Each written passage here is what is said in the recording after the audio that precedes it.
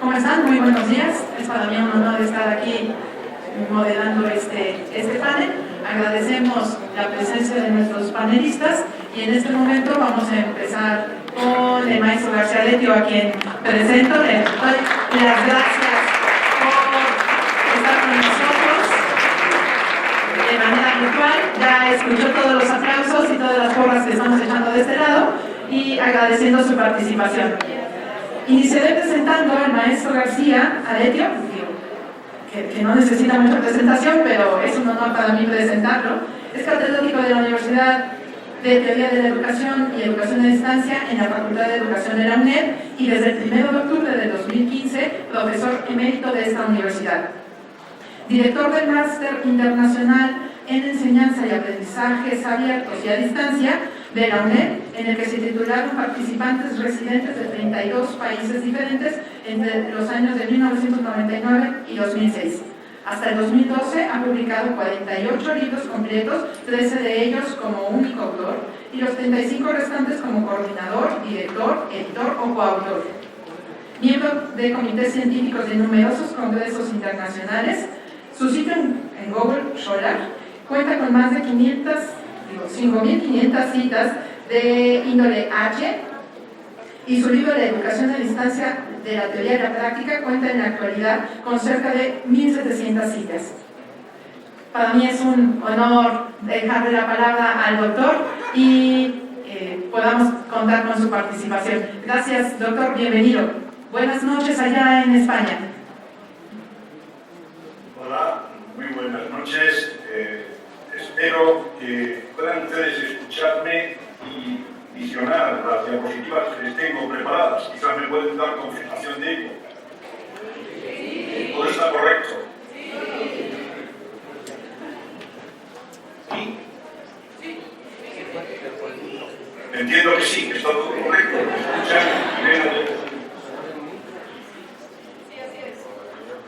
No tengo feedback, no tengo retorno de saber si ustedes me están viendo, escuchando adecuadamente. Sí, doctor, lo estamos viendo y escuchando.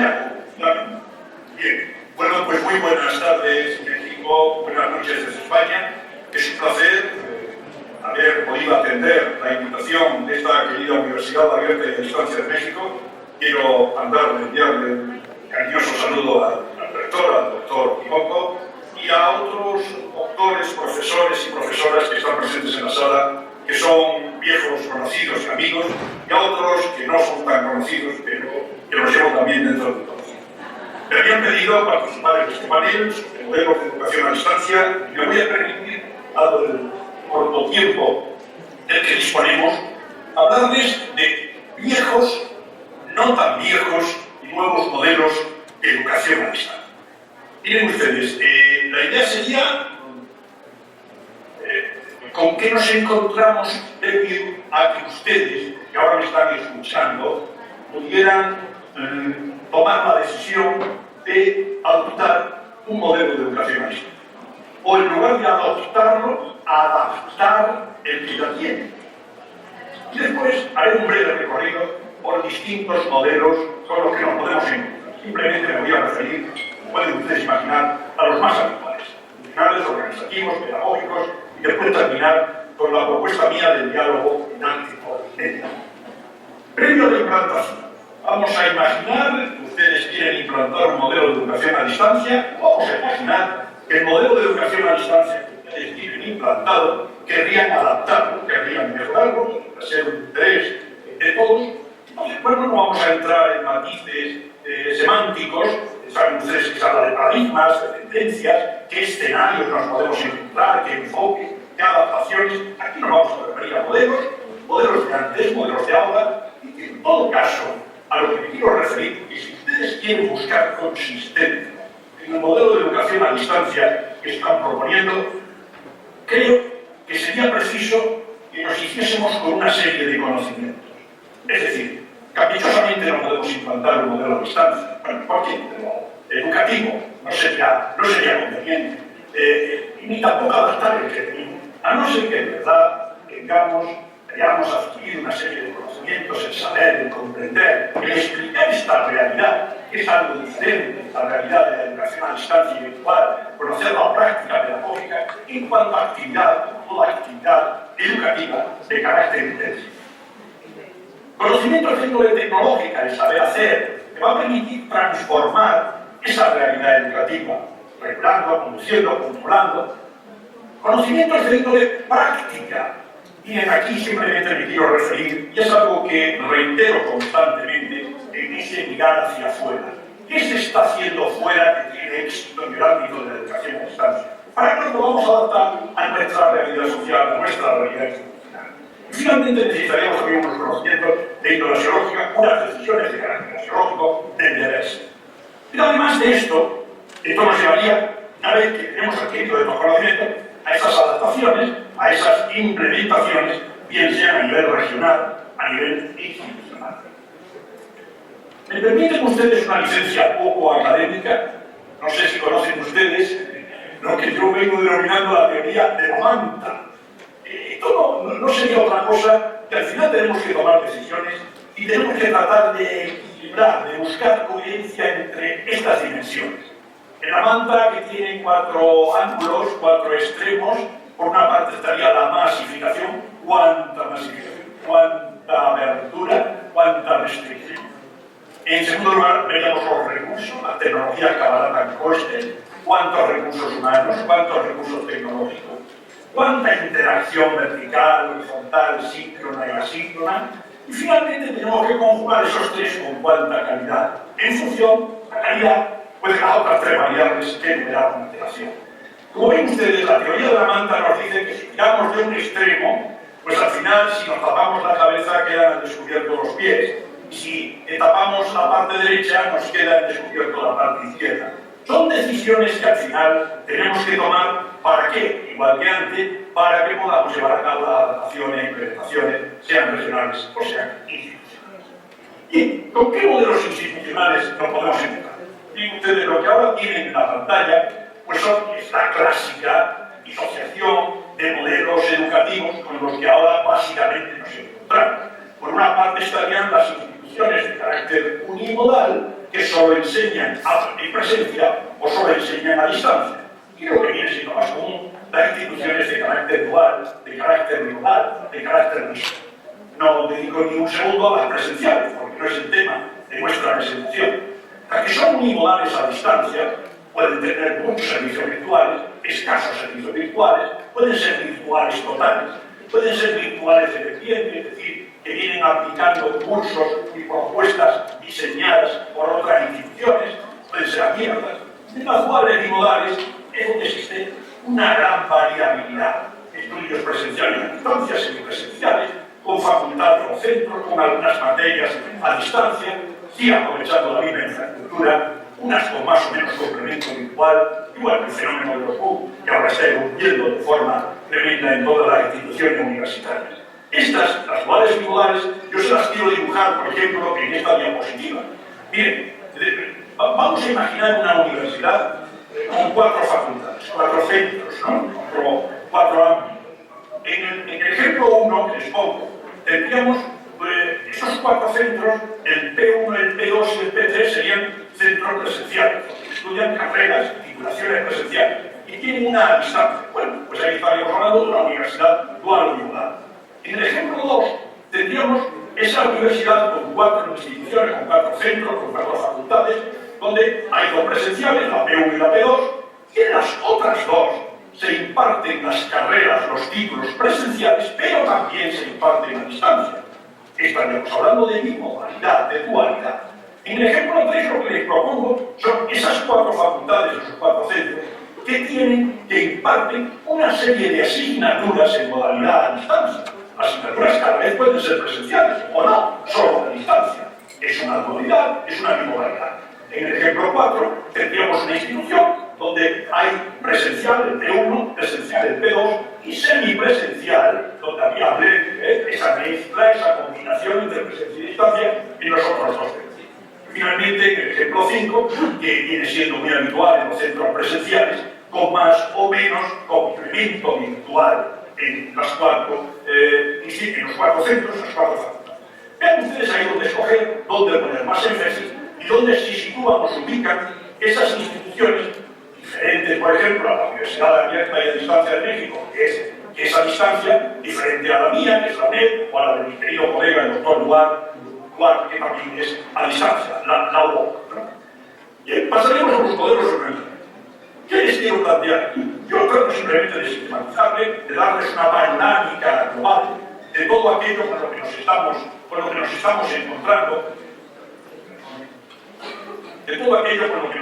encontrando, nosotros en instituciones a distancia o en instituciones físicas. Fíjense que lo que les dibujo en la pantalla es un cubo que yo he tratado de dividirlo en 8 cubos más pequeños. Se ven ahí todos, menos el 5, que obviamente estaría detrás del 1 y del 6. Y lo que quiero manejar en este gráfico son 3 dimensiones. Vean ustedes en la parte de abajo, la horizontal, donde estamos hablando del espacio, yo hablo de situaciones pedagógicas de enseñanza-aprendizaje en el mismo espacio o en diferentes espacios. En la dimensión vertical estaríamos hablando del tiempo, instancias académicas, instancias de enseñanza-aprendizaje que serán síncronas, que serán asíncronas, mismo espacio diferente, y en la profundidad, en la dimensión de profundidad, estarían las TIC, que pueden ser mínimas, poca tecnología en los procesos de enseñanza-aprendizaje, o tecnología sofisticada, amplia, abundante y de calidad. Veamos cómo manejamos esto. Si nos vamos a lo que sería la presencialidad, que es lo que menos nos interesa en este caso, tendríamos estos cubos que aparecen ahí, no se descarga del cubo general, y tendríamos los modelos 1 y 5, el 2 y el 6 no son habituales, es poco habitual, pero el 1 sería la presencial convencional, donde en el mismo espacio y mismo tiempo se dan esas circunstancias con poca tecnología. Y el 5, donde se da la presencial moderna, abundando las tecnologías. No vamos a lo que más nos interesa. Dentro de los modelos organizativos, nos vamos a tomar los cubos de la derecha, el 3, el 4, el 7 y el 8, que quedarían así. En el 3 tendríamos una insistencia en la sincronía, pero de carácter convencional. Por ejemplo, si en aquellos tiempos lo que más se usaba era el teléfono para la interacción entre profesores, estudiantes, etc. En el cubo 4 tendríamos una convencional asíncrona, que la podríamos imaginar donde el correo postal tenía un gran protagonismo. En el cubo 7 tendríamos, evidentemente, diferentes espacios siempre, porque hablamos de educación a distancia, pero al mismo tiempo, como a través del chat, a través de las videoconferencias interactivas, ahí estaría el 7. Y el 8 ya tenemos, evidentemente, estamos en diferentes espacios siempre, en diferente tiempo, pero con mucha tecnología. Sería la moderna asíncrona, que podríamos quizá ejemplificar en los foros, ¿no? Esa herramienta fundamental hoy en los sistemas de enseñanza abierta y a distancia. Estos serían modelos básicos y clásicos de educación a distancia. Este sería nuestro cubo, que ahora lo trasladaríamos a un fenómeno muy habitual en los sistemas duales y modales, el learning, ¿verdad? Estaríamos con nuestros cubos, tomaríamos el 1 y el 5, que en el mismo espacio será enseñanza presencial, y a la derecha, pues lo que ya hemos antes relacionado, el 3, el 4, el 7, el 8. ¿Qué haríamos con este sistema de cubo? Tratarlos de unir, tratarlos de juntar, para que se diese esa mixtura, esa mezcla, esa combinación entre todo lo bueno que a nivel presencia podemos aprovechar y todo lo bueno que a nivel distancia, virtualidad, podemos aprovechar. Para esto, lógicamente, hay que ser suficientemente sabios, digo e insisto, para aprovechar lo bueno y de alguna manera dejar de lado esas partes más endebles que pueden tener nuestros sistemas, tanto presenciales como a distancia. ¿Qué sucede? Que en estas elipses que les dibujo en la pantalla, podemos tirar de una parte o de otra para indicarles que ustedes pueden optar por infinidad de modelos donde hablamos de semipresencialidad. Pero la semipresencialidad es una terminología que a mí no me acaba de gustar, porque semi parece que siempre es la mitad, eso de la mitad es muy relativo. Si tiramos hacia la izquierda, tendríamos muchas más instancias presenciales, momentos presenciales, si tiramos hacia la derecha, sería de manera diferente. Pero lo que sí les quisiera destacar es que en el momento actual estamos caminando efectivamente hacia la convergencia. Bien, hace unos años los límites estaban meridianamente claros, presencia y distancia. Pero resulta que esos límites se han ido acercando. Presencia y distancia están más cerca, más cerca, más cerca, y ahora mismo están, diríamos, borrosos, muy difuminados. Se está dando una tremenda convergencia. Antes no podían las instituciones presenciales imaginar que iban a impartir esta cosa que se llamaba distancia, o ahora virtual, o inárbitro. No lo podían imaginar. Sin embargo, ahora les extraña la institución presencial que se precie, mínimamente moderna, que no esté utilizando las tecnologías para contar con una serie de instancias no presenciales, momentos no presenciales, que están promoviendo aprendizajes, sin duda, de calidad. Bien, en este caso yo les propongo un ejemplo de lo que sería la transición, un eje de coordenadas, donde en el eje de las abscisas, bajo y horizontal, yo les propongo el paso, el tránsito, desde lo presencial a distancia, pasando por todas las situaciones lentes a las que me refiero antes. Y en el eje de las ordenadas, en el vertical, yo les estoy proponiendo de cero tecnología, que estaría abajo, a máxima tecnología, que estaría arriba. ¿Y cómo dibujo esto? Pues miren ustedes, los tres cuadrados azules que quedan a la izquierda, el primero de ellos sería una presencia con mínima tecnología, pero la tecnología ha ido entrando en las instituciones presenciales. Los cuadros morados, quiere decirse que de la presencia con mínima tecnología hemos estado evolucionando a presencia sí, pero abundando en tecnologías cada vez más sofisticadas. A la derecha del todo, las elipses rojas que les propongo serían instituciones a distancia, puras y duras distancia. Al principio con mínima tecnología, las clásicas instituciones a distancia de hace muchos años, con mínima tecnología, que han ido evolucionando cada vez con más tecnología. Arriba las líneas estas rojas tendríamos una universidad virtual. En la verde quiero significar instituciones universitarias que nacieron casi exclusivamente en modalidad virtual, pero que también han ido evolucionando a contar con algunas instancias presenciales. Y el logo, el escudo ese que ven ustedes ahí es el de la Universidad de la UNED, que nació a distancia, pero no dejó de tener instancias presenciales, en los exámenes, en las tutorías presenciales, y que ha ido evolucionando, obviamente, desde unas tecnologías mínimas, que eran el correo postal, el teléfono, la radio al principio, como la televisión, hasta las tecnologías más avanzadas con las que hoy podemos contar. Los modelos pedagógicos nada, simplemente un flash. Los modelos pedagógicos que valen tanto para la presencia como para la distancia. ¿Ustedes en qué ponen énfasis en su institución a distancia? ¿En la docencia? ¿Lo principal es el docente? No, para ustedes lo principal son unos materiales bien cuidados. Ahí está la base del éxito de la educación a distancia que ustedes proponen. Estaríamos hablando en este caso del egocentrismo, en el primer caso del magistrocentrismo. No, ustedes el énfasis lo quieren poner en la interacción, pensando que si hay una interacción de calidad, la calidad de todo el sistema está garantizada.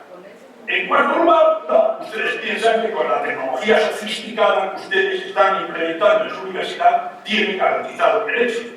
Todo esto, si lo miramos aisladamente, es graso error. Graso error si el énfasis exclusivo se centra en esas modalidades.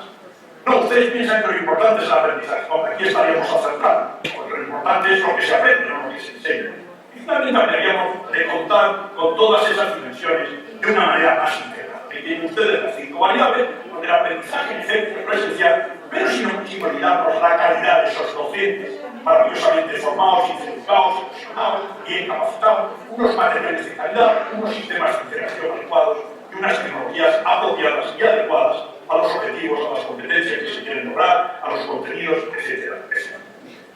Ya terminaría proponiéndoles a ustedes el modelo integrador del diálogo didáctico mediado que vengo yo trabajando desde hace algún tiempo.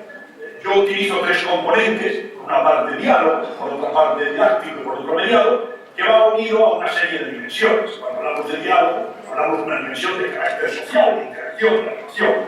Porque si no hay diálogo, si no hay comunicación, no hay educación. Cuando hablo de didáctico es una dimensión de carácter pedagógico, intencionalmente yo quiero formar, quiero educar. Bueno, hablamos de diálogo, hablamos de lo que. Y siempre estoy inmerso en un contexto de carácter social y de carácter institucional que nunca jamás podemos obviar. Es decir, el modelo de la Open University británica, o de la Open University holandesa, o de la First Universitat alemana, o de la UNED de España, o de la UOC de Cataluña, Cataluña, no sin más ustedes no lo pueden trasladar a su realidad, tendrían lógicamente que hacer las adaptaciones para esa adaptación, como digo, de contexto social y contexto institucional, para el que sea. Bueno, este es el modelo. Probablemente ustedes en la pantalla, que están no vean, no sé la calidad de la imagen, cómo llega allá a México, pero es igual, aunque no lo entiendan demasiado, yo solo voy a tratar de explicar simplemente que en este modelo, en este esquema que yo les propongo, podríamos poner énfasis, por ejemplo, vean ustedes, yo aquí pongo énfasis dividiendo esa diapositiva en dos partes, una la de arriba y otra la de abajo. En la de arriba el énfasis, pero lo que ustedes quieren en este caso, está basado en los materiales, en los contenidos. Ustedes quieren reforzar la capacidad de autoestudio de los estudiantes. Sin embargo, en el de abajo están poniendo ustedes más énfasis, están dedicando recursos, gastando dinero en cantidad, porque lo importante es la interacción, los canales de comunicación y que eso funcione bien. Aquí tendríamos dos modelos, pero bueno, naturalmente con todas las variables que yo les dibujo ahí. Si ustedes dan un paso más, fíjense arriba, que en el ISE de arriba, la parte de arriba, si ustedes ponen énfasis ahí, están poniendo un énfasis en unos modelos muy rígidos, muy estructurados, de carácter unidireccional en la comunicación. La elipse de abajo nos está diciendo que si el énfasis es la parte baja del gráfico, ustedes están optando por la flexibilidad, por la multidireccionalidad en las relaciones. Y a la izquierda, en la elipse que marco en rojo a la izquierda, lo que decimos es que en la parte de abajo hay un poco autoestudio y poca estructura, es decir, lo amarillo es más flexible, y la parte de arriba, mucha más rigidez, mucha más estructura. Señores, señoras, estos modelos existen y estos énfasis se están dando realmente así. Pero vamos un paso más y ahora nuestro gráfico lo dividimos en vertical, parte izquierda, parte derecha.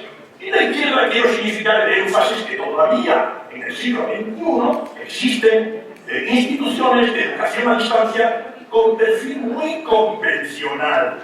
Y en la parte de la derecha estamos con instituciones a distancia, apoyadas en soportes digitales, fundamental.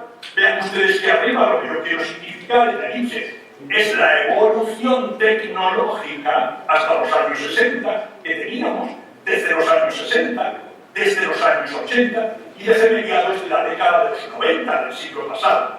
Ha habido modelos que se han quedado anclados en épocas anteriores. Por eso abajo lo que significa es la evolución tecnológica, con el índice de abajo, donde trabajamos con mínima tecnología, instituciones que todavía, bueno, que yo no quiero olvidar nunca, siempre que voy a América lo quiero esto resaltar, instituciones que todavía tienen que atender a distancia a zonas marginadas, zonas marginales, que tienen mucha dificultad de acceso a la tecnología.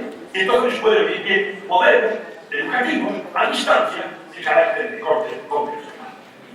Y tendríamos aquí finalmente nuestro gráfico dividido en 4 cuadrantes. 1, 2, 3 y 4. En el 1 que tendríamos, pues tendríamos mucha rigidez, modelos muy estructurados, mucha rigidez. Y tendríamos, por otra parte, como podríamos observar, esa estructura, en ese autoestudio, muy poca tecnología. En el cuadrante 2 tendríamos un modelo que tendría más flexibilidad, pero poca tecnología. En el cuadrante 3 nosotros hemos optado por un modelo que sigue siendo rígido, pero esta vez con tecnología. Es decir, que con tecnologías se pueden tener modelos muy rígidos, muy estructurados. Y el modelo 4 nos aplica bastante tecnología, pero de carácter flexible, multidireccional, aprovechando todas esas posibilidades de las tecnologías interactivas. Bien, este sería nuestro modelo y este sería nuestra propuesta final de integración. Y ya terminando, pues les quería decir que no se olviden, mis queridas amigas y amigos, no se olviden, antes de que quieran adherirse a un modelo, bien porque van a implantar el sistema a distancia, bien porque quieren modular el sistema a distancia que ustedes tienen implantado, vuelvo al principio para decirles, amigos, no olviden que antes deberían asumirse por parte de los equipos directivos, el liderazgo de la universidad, los equipos que de alguna manera están gobernando y todo el cuadro docente, esos conocimientos sociológicos, psicológicos, prácticos, sociológicos, que desde luego le van a dar mucho fuelle, muchas posibilidades de éxito a su institución. Y que, permítanme de nuevo la licencia, que no olviden la teoría de la manta. A ver qué quieren ustedes dejar descubierto, a ver qué quieren ustedes ilustrar de qué manera aplican estas cuatro partes. Amigas y amigos, ha sido un placer. Muchas gracias.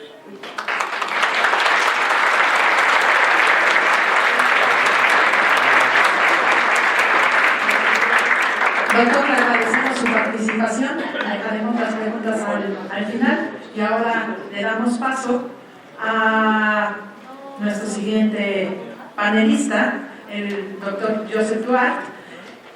Aquí también le doy la más cordial bienvenida a este espacio y en este congreso, bueno, en este seminario de educación a distancia no podía faltar dos participaciones a distancia para que realmente hagamos uso de la tecnología y podamos hacer énfasis en estas participaciones.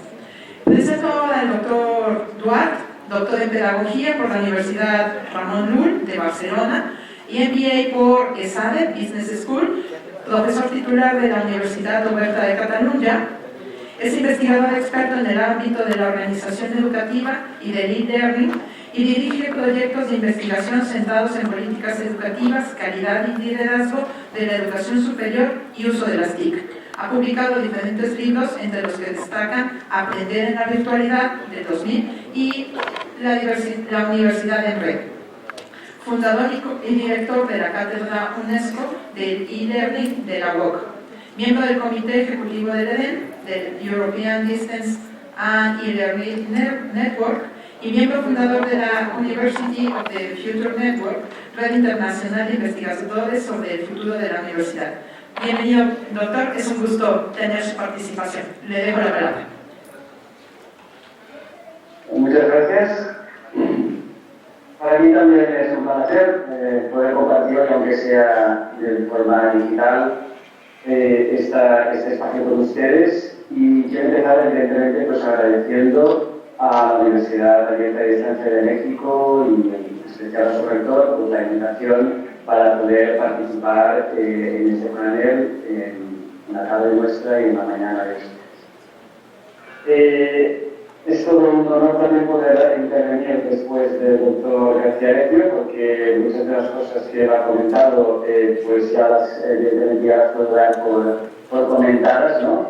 Y yo simplemente mencionar que, como ya se ha comentado, pues soy profesor en la UOC, tengo la suerte de estar en la Universidad Oberta de Cataluña desde prácticamente su inicio. Esto, como ustedes saben, es una universidad básicamente que desde su inicio ya empezó a funcionar directamente usando Internet, usando las tecnologías, con lo cual podríamos decir que en ese sentido es de nueva generación, pero ya tenemos 21 años, con lo cual ya no es tan nuevo en este sentido, pero sí que continuamos ahí en este ámbito de uso intensivo de la tecnología.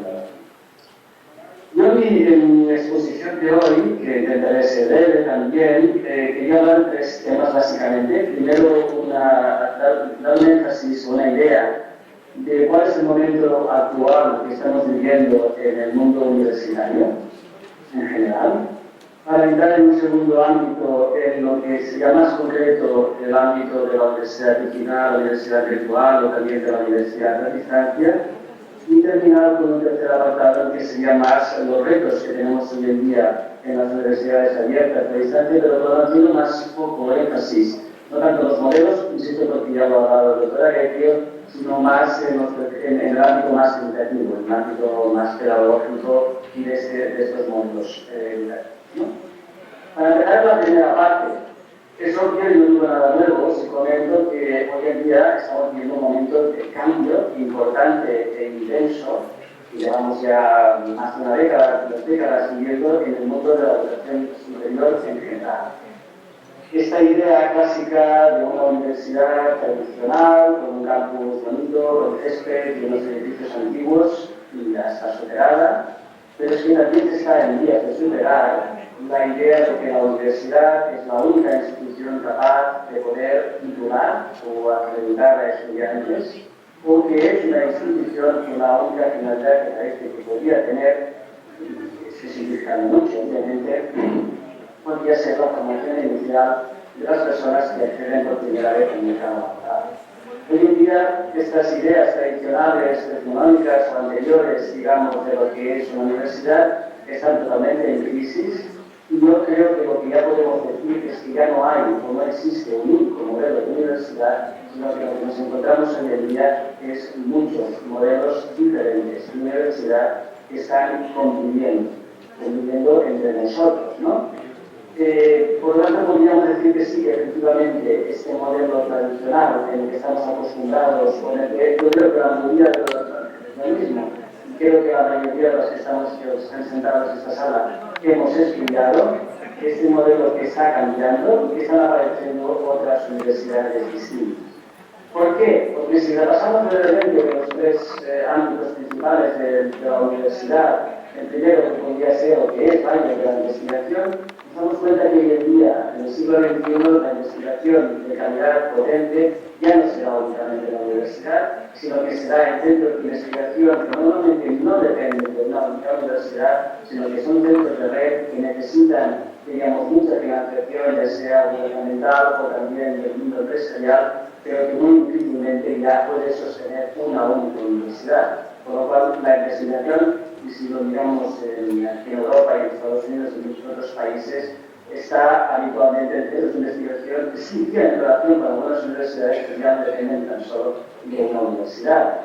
Sí que la segunda parte de uno de los centros importantes de la universidad, que es la docencia, yo creo que este es uno de los puntos que está emergiendo con más importancia hoy en día.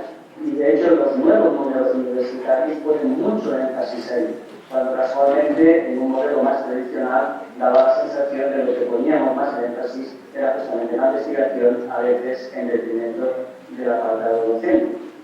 Lo que podemos llamar como la expresión universitaria, digamos, esta visión más social, universitaria, más de bienestar, que también está cambiando. Hoy en día la universidad, como decía, ya no es únicamente la atención a la formación inicial para el mercado laboral, sino que básicamente hay una relación ahí de formación continua, de formación a lo largo de la vida y de relación estrecha y directa con el mundo empresarial. Y ahí hay un gran papel de diálogo, no únicamente de escuchar lo que el mundo empresarial pide, sino de colaborar y de trabajar en equilibrio con el mundo empresarial para ver cómo podemos formar mejor. Cambios que están habiendo ahí, y les cito simplemente dos, para que vean modelos que yo he seguido últimamente, pero que cada día van apareciendo nuevos y que, insisto, los tenemos cerca de nuestras universidades presenciales o a distancia, ¿no? Quizás algunos de ustedes conozcan un modelo creado en la zona de Silicon Valley, en Estados Unidos, que se llama Singularity University. Es una universidad creada básicamente para dar respuesta a la formación de las empresas que están en Silicon Valley y que resulta que las universidades que hay aquí, que también son las mejores del mundo, Stanford, etc., parece ser que no les dan la suficiente respuesta. Entonces, esta universidad no se mide con parámetros de calidad o de centros de acreditación de programas, etc., sino que, por ejemplo, centros de la página web que hablan de la inspiración o de la idea al impacto que tiene esa idea. Y evalúan el impacto de la universidad en función de los resultados que están obteniendo sus estudiantes en el ámbito empresarial, en el ámbito personal, en el impacto que han tenido la capacidad de transportar sus ideas a la realidad. O una que apareció ya un poco más reciente, muy curiosa, que se llama 42 University, creada en Francia inicialmente, pero que ahora también ha abierto una sede en Silicon Valley, creada por un mecenas, una persona muy rica, que lo que hace es un módulo universitario totalmente gratuito. Pero totalmente gratuito, que lo que hace además es con una fundamentación pedagógica muy interesante, porque trabaja poniendo a los estudiantes en inmersión durante un mes, en convivencia, trabajando en sistemas de peer review, con un modelo educativo bastante interesante y focalizando los intereses de aprendizaje que pueden haber, ya sea en este diálogo directo del mundo empresarial y también con los intereses de los propios estudiantes. Tanto una como la otra, y yo que vivo en Barcelona, tenemos sedes de estas. Es decir, a veces nos pensamos que cuando estamos en ciudades o lugares donde tenemos muy buenas universidades, estas cosas que están apareciendo no nos llegan, sí que nos llegan. Y nos llegan porque estas universidades están conectadas en la red y hay personas interesadas en formarse y necesitadas de formarse a lo largo de la vida y por lo tanto tienen en estos nuevos modelos de universidad una posibilidad.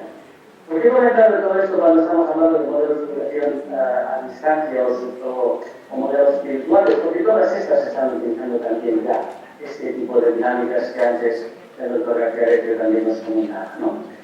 Y si vamos ya a hablar en concreto de las universidades virtuales, digitales o abiertas a distancia, aquí hay ya muchas maneras de hablarlas.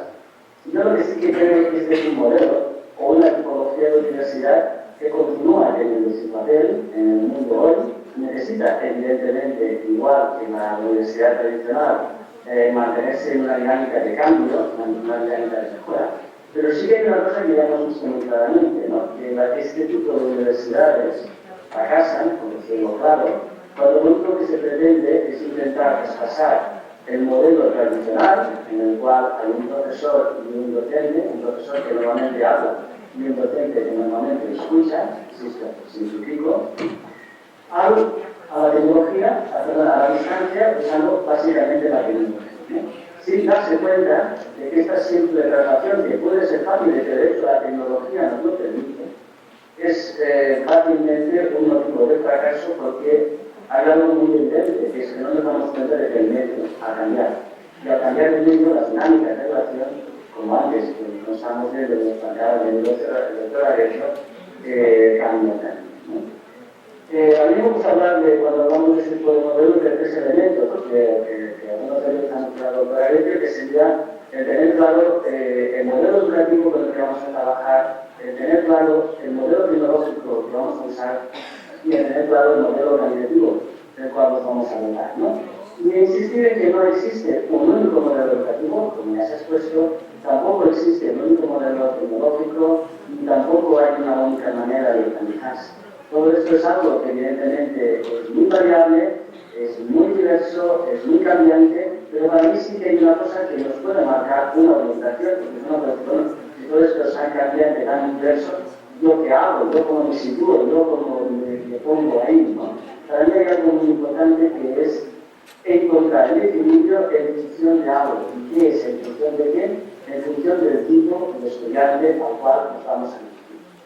A mí cuando en algunas universidades presenciales me preguntan, me dicen, no, es que vamos a empezar a hacer una unidad virtual. Yo siempre hago una pregunta muy sencilla. ¿Por qué y para quién? ¿Por qué van a empezar ustedes con esto? Si ustedes son una universidad presencial muy buena, con una acreditación importante, etc. ¿Y a qué tipo de estudiantes van a ir? Porque si van a ir tipo de estudiantes que lo tienen pensado, pues en función de ese tipo de estudiante al cual ustedes van a dirigirse, es importante determinar ese modelo educativo, ese modelo tecnológico con lo que vamos a trabajar y ese sistema de organización que nos vamos a tener que dar.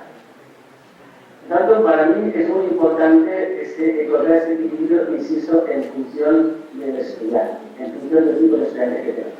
Y ahí también es importante que las instituciones de educación superior que nos dedicamos de una manera más o menos intensa a la docencia o al trabajo de aprendizaje en línea, virtual, abierto, a distancia, como le queramos llamar, investiguemos en estos modelos. Como ya es obvio que se ha visto que tanto el como yo mismo, como muchos de los que están en la sala, lo estamos haciendo, ¿no?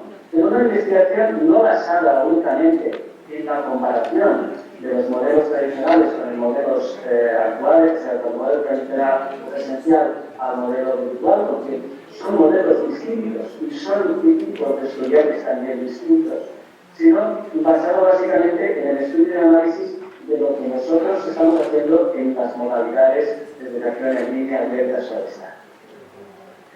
Hay una idea muy clara de que la investigación debe basarse en buscar si hay un impacto, hay un efecto entre el uso de la tecnología y el resultado del rendimiento académico. Esta relación causal en investigación es muy difícil de mostrar. De hecho, la mayoría de papers que uno lee sobre esto terminan todos diciendo que no hay una causa-efecto tan directa en el uso de la tecnología a la relación con el aprendizaje. Pero sí que hay cosas que podemos observar. Las cosas que podemos observar normalmente son los cambios que se producen, ya sea en la forma de aprender, ya sea en la forma de enseñar, ya sea, por ejemplo, la forma de organizarse. Y esos cambios es muy importante analizarlos porque pueden ser pautas para ver qué causas han tenido y qué efectos, evidentemente, comportan. Pero no me quiero alargar más en el apartado de investigación, pero sí que insisto que es importante investigar en estos casos. Déjenme pasar al tercer y último apartado, que se llama los retos que tenemos hoy en día en los modelos abiertos de educación, abiertos del Estado, ¿no? Podemos decir que hay como dos modelos básicos, simplificando otra vez, lo que podríamos llamar el modelo blended, semipresencial, que decía el doctor Arequio que no le gusta, a mí tampoco me gusta. A mí me gusta más hablar de híbrido, pero últimamente he visto que hay algunos países, en algunas partes están empezando a hablar de un concepto que no me desagrada, que es lo que podría ser la modalidad combinada, ¿no? Eso de combinar, que es una traducción más o menos libre de lo que sería la idea del blended en inglés, ¿no? Para mí este es realmente uno de los retos más, desde el punto de vista pedagógico, más apasionantes, porque realmente si se hace bien, si no es una simple semipresencia, es decir, si no es una parte presencial y una parte virtual, que eso es lo fácil y es otra vez más algo que conduce irremediablemente a menudo al fracaso, si se hace bien, para mí tiene que tener como mínimo tres elementos claros. Tiene que tener un modelo combinado, un modelo blended, tiene que ser el resultado de un diseño instruccional integral. Es decir, tiene que haberse pensado y trabajado desde la perspectiva del profesor un diseño de la asignatura del curso de una manera integrada, un diseño instruccional que integre tanto la parte presencial como la parte no presencial. Es decir, no vale aquello de decir, mira, lo importante es lo que vamos a dar en clase, lo que vamos a dar virtualmente es un complemento. Esto para mí no es modalidad combinada, no es modalidad plena. Sería un complemento a la presencialidad, pero nada que ver con nuestro examen. Y eso, el diseño integrado de toda la parte institucional, de toda la parte del modelo de aprendizaje que hay que hacer, y pensando en lo que tenemos que hacer en un entorno no presencial y lo que vamos a hacer en un entorno presencial. Otro elemento importante para mí en la modalidad combinada sería trabajar con el profesorado. No todo el profesorado, no todo el profesorado, y aquí también me incluyo, estamos preparados para poder trabajar en esta modalidad combinada, blended, híbrida. Necesitamos entender y trabajar esta idea del diseño curricular integrado, diseño institucional íntegro, ¿no? Que nos permita valorar qué es lo que mejor se puede ofrecer en un entorno o en otro, en un medio o en otro competenciales. Y entender esto es algo que hasta ahora no se está dando en las escuelas de formación, si es que hay de formación de profesores universitarios, pues prácticamente no existe, sino que todo eso lo hemos tenido que aprendiendo en la práctica, ¿no?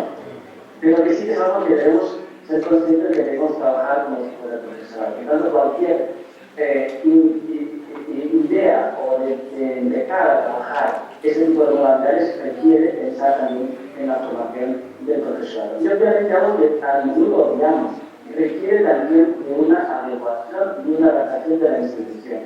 Porque a veces muchas instituciones nos lanzamos a dar programas de formación virtual o presencial o de combinada, pero continuamos haciendo que el estudiante se matricule los miércoles, jueves y viernes de 8 de la mañana a 8 de la mañana, o que para presentar tal cosa tiene que ir a hacer un examen presencial, porque eso quiere decir que no hemos cambiado la idea y continuamos pensando en el tipo de estudiante que tenemos más cerca.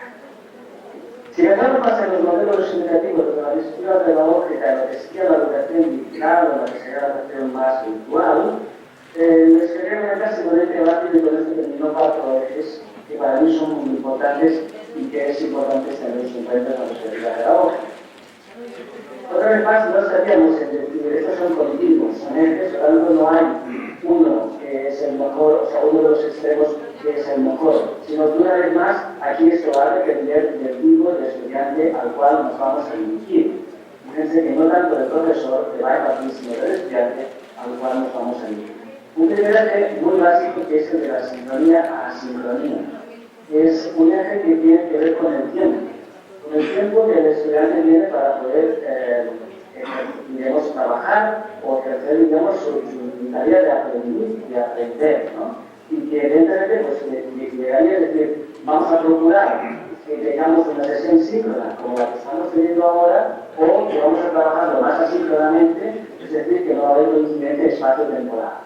Si vamos a trabajar con estudiantes de todas partes del mundo, obviamente necesitaremos un modelo más asíncrono. Si vamos a trabajar con estudiantes que pueden conectarse en un mismo uso horario o en unos horarios más o menos normales, pues podemos tener pensado sistemas síncronos. Pero ahí también hay que jugar con el tiempo que el estudiante tiene, porque a lo mejor para uno, si está trabajando, es un horario y para otros se debe hacer otro. Por tanto, es un tema a tener en cuenta. Otro tema importante es el tema de la autonomía desde el punto de vista del estudiante o el acompañamiento con el profesor. Esto que podríamos llamar que sería más el apartado, diríamos, docente, es importante que iría más de lo que sería el autoaprendizaje al aprendizaje con acompañamiento por parte del profesor. Hay que decidir dónde nos situamos ahí. Por ejemplo, yo creo que los modelos que realmente están utilizando hoy en día en el mundo de la educación digital son aquellos que ponen el énfasis en el acompañamiento. Porque si no está el modelo que llaman de los MOOC, que para mí no es un modelo, la verdad que sí que sería más taxativo, digamos, no es un modelo de educación virtual, sino que es un recurso de aprendizaje en el cual uno lo puede hacer cuando quiera, de la manera que quiera, pero en el cual el papel, por ejemplo, del acompañamiento del profesor es prácticamente único. Lo que hay es alguien que en algún momento le puede contestar un correo y eso con esto estoy diciendo que no sirva para algo, cumple una finalidad, el recurso, de que yo puedo bajar en los materiales, etc., pero no cumple una finalidad del curso, porque no hay un acompañamiento desde la perspectiva del profesor. Pero insisto, todo es útil, tanto hay que situarse en un sitio o en otro. Lo mismo podemos hablar del tercer, que sería el tema del currículo o del contenido, que podría ir desde la idea de un contenido abierto a un contenido, según teníamos cerrado, a un contenido abierto. Hay que ir hablando de la idea de Open Educational Resources, estoy hablando del contenido que hay que aprender, del contenido que se va a enseñar. ¿Quién lo dicta? Se dicta desde la institución, con lo cual el estudiante no tiene nada que decir, esto es lo que hay y esto es lo que tienes que aprender, cosa que para el tipo de estudiantes que no tienen es algo que es bastante incómodo, o bien un tipo de contenido en el que tenemos que estar preparados a decir, no, vamos a ver qué intereses hay por la otra parte y vamos a intentar adaptar este contenido a las necesidades del estudiante. Una vez más, situémonos donde consideramos que, según el perfil de estudiante que tengamos, del nivel en el que se encuentre, etc., va a ser más adecuado para uno o para otro. Y para terminar, y no por ello menos importante, sino probablemente uno de lo más importante, el tema de la evaluación, que lo podemos situar en un eje, desde una evaluación muy determinada por parte del profesorado a una evaluación por la parte que llamaríamos hoy por pares, o de peer review, o compañeros, ¿no? Si nosotros no lo consideramos, es decir, una evaluación en la que el profesor te dice, no, te estoy diciendo lo que te voy a dar, y al final te voy a poner un examen, eso sería un modelo más clásico tradicional, a puntos medios en los cuales pues, hay evaluación continua, evaluación formativas, etc., a un punto extremo que sería decir, no, una evaluación únicamente total, ¿no? Con todas las dificultades que eso también. Y estos ejes para mí son importantes desde una perspectiva educativa, podríamos poner más, pero para mí son claves y es importante tenerlos presentes cuando uno tiene que pensar en este tipo de modelos, ¿no?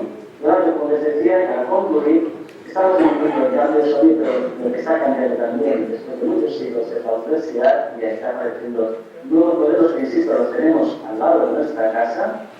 En las modalidades virtuales, digitales, a distancia, es importante que tengamos presente todo el tema de la investigación y sobre todo la investigación no centrada básicamente en los modelos que nosotros estamos trabajando y ahí la importancia de este auge en la docencia, de evaluar, investigar en la docencia que estamos haciendo, ¿no? Y sobre todo en estos modelos combinados o realmente digitales, ¿no? Tener presente también la perspectiva educativa con estos distintos ejes de interés. Muchas gracias.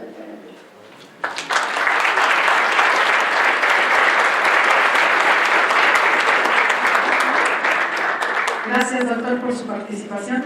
Le invito a quedarse para que escuche ahora las participaciones de nuestros panelistas que están aquí presentes en la sala y posteriormente pasaremos a la ronda de preguntas. Muchísimas gracias. Ahora presento a doctor Jaime Reyes Robles, secretario de Innovación y Ciencia de Tecnología. Él, bueno, es ingeniero químico por la Universidad de Guadalajara, con maestría en Ingeniería Química, cursada en la Universidad de Minnesota, y obtuvo un MBA en la Universidad Panamericana. Ingresó a trabajar a HP como gerente de materiales y con el tiempo se convirtió en el vicepresidente mundial de la unidad de negocio dentro del grupo de imágenes e impresión. Se jubiló en el 2004 y posteriormente se convierte en el presidente de la región occidental de la Cañete y vicecoordinador del Consejo de Cámaras Industriales. Actualmente es secretario de Innovación, Ciencia y Tecnología del Estado de Jalisco. Les doy la palabra.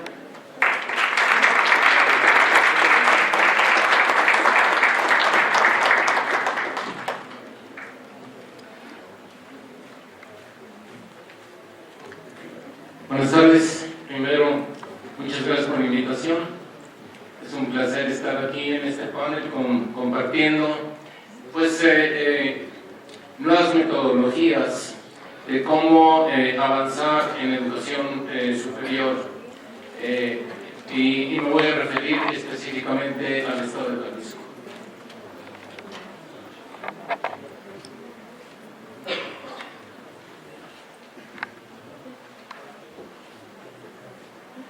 Bien,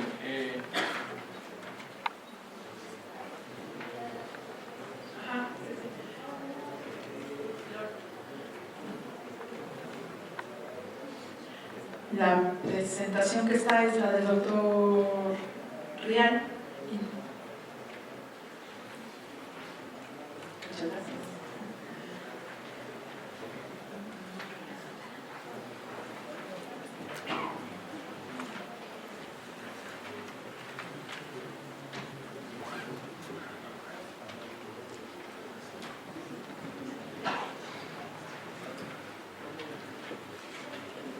Listo.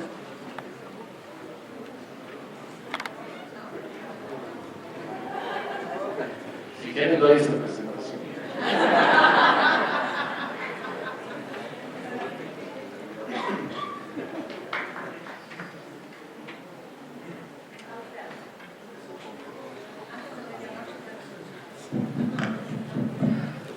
Voy a hablar de tecnología e imágenes. Yo creo que me puedo hablar, ¿verdad?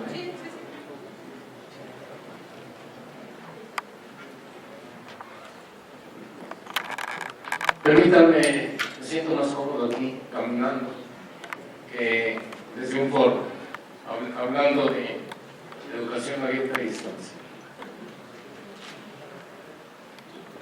Efectivamente, estamos ante la cuarta revolución industrial. La cuarta revolución industrial está desafiando prácticamente todas las organizaciones, no solamente la organización educativa, las universidades, la iniciativa privada, el gobierno, la sociedad. Estamos hablando efectivamente de crecimiento exponencial contra crecimiento lineal. Crecimiento lineal pues es a lo que estamos acostumbrados. Nuestra mente está programada para pensar linealmente, para pensar analógicamente, cuando ya tenemos que estar pensando digitalmente y exponencialmente. Ustedes saben que si yo camino 30 pasos linealmente, voy a llegar al fondo del otro extremo, pero si hago 30 pasos exponencialmente, puedo ir a la luna y regresar. De ese tamaño estamos hablando de mentalidad exponencial. La mentalidad exponencial está abreviando prácticamente el tiempo y el espacio que estaba hablando mi predecesor. En 10 años se predice que el 40% de las actuales compañías de Fortune 500 no existirán. Estos son los nuevos paradigmas, las nuevas empresas que están sustituyendo a las empresas tradicionales de Fortune 500. Las que nosotros estamos acostumbrados de ver en primeros lugares, están siendo desplazados por estas que le estamos llamando empresas que en 5 o 6 años están produciendo $1 millón. $1 billón, que anteriormente una empresa para llegar a $1 billón pasaban 30 o 40 años. Ahora lo están logrando en 5 o 6 años. Son los llamados unicornios. Los unicornios son las empresas que en 5 o 6 años están facturando más de $1 billón.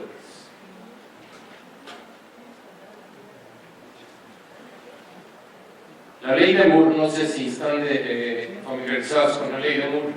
La ley de Moore, Moore fue uno de los fundadores de Intel y predecía que cada 16 o 18 meses el rendimiento o el performance de los microprocesadores se iba a doblar y el costo se iba a abaratar al 50%, factor de 4. Y esto ha sido cierto y ha quitado las fronteras del poder de cómputo.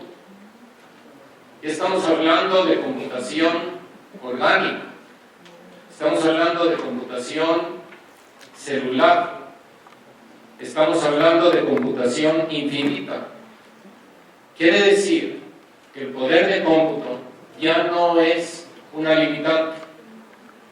Esto desencadena una serie de tecnologías y de barreras que antes estaban impuestas.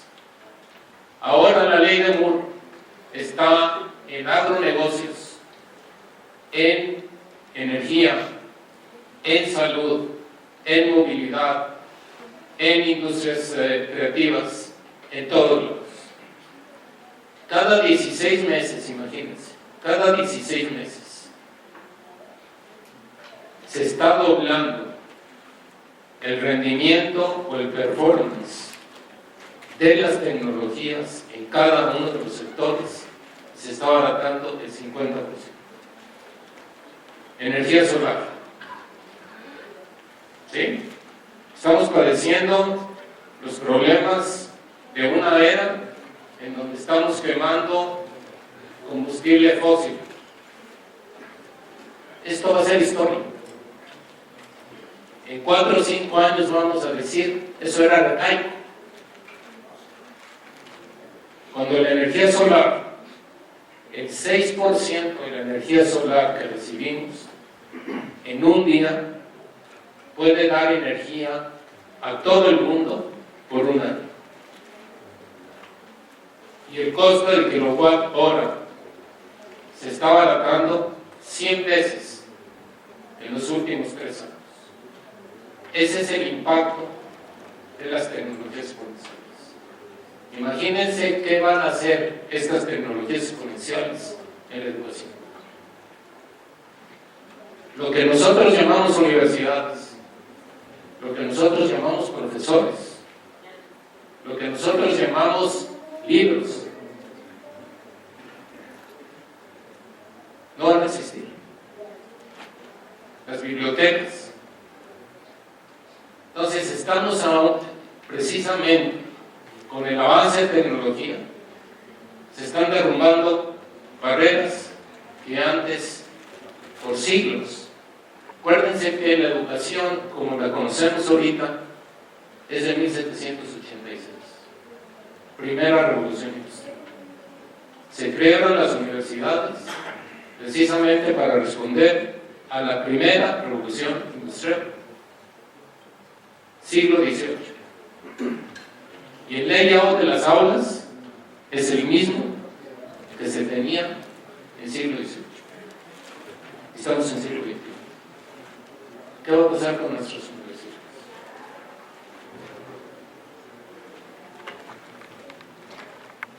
universidades? La manera como lo vemos, y esto es precisamente lo que estaba hablando mi predecesor, estamos en alianzas precisamente con Singularity University, y las modalidades que estamos introduciendo lo estamos haciendo simultáneamente con Singularity y simultáneamente con MIT y con Oxford. Son las 3 aliados que tenemos para estar cambiando los modelos educativos de educación superior en Jalisco. Precisamente, la primera fase es la digitalización. Estamos pasando de un mundo analógico a un mundo digital. Y el que se quede en el analógico, en 2020, 2022, va a dejar de existir. Entonces hay que tener esta reflexión. Después viene lo decepcionante. Nada está pasando. No te iba a desaparecer esto, no te iba a desaparecer lo otro. Entonces, los oponentes a los cambios dicen: ¿qué pasó? ¿Por qué los augureros estaban diciendo que esto va a cambiar? Pero de repente viene el disruptivo y cambia todo. Yo trabajé 15 años en Coda, cuando éramos un imperio, un monopolio, dominábamos el mundo en fotografía. Teníamos una participación de mercado del 92% en América y el 84% en Europa. Y los japoneses comían de las migajas que nosotros dejábamos. Eso cambió. Yo pasé de Kodak a Hewlett Packard en 1985.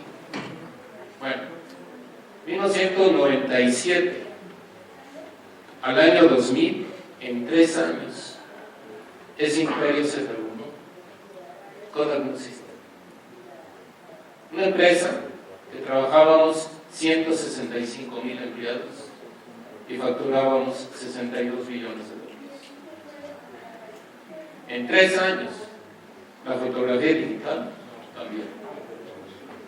Y aquí traemos una cámara más poderosa que las mejores de Canon y de Nikon en aquella época.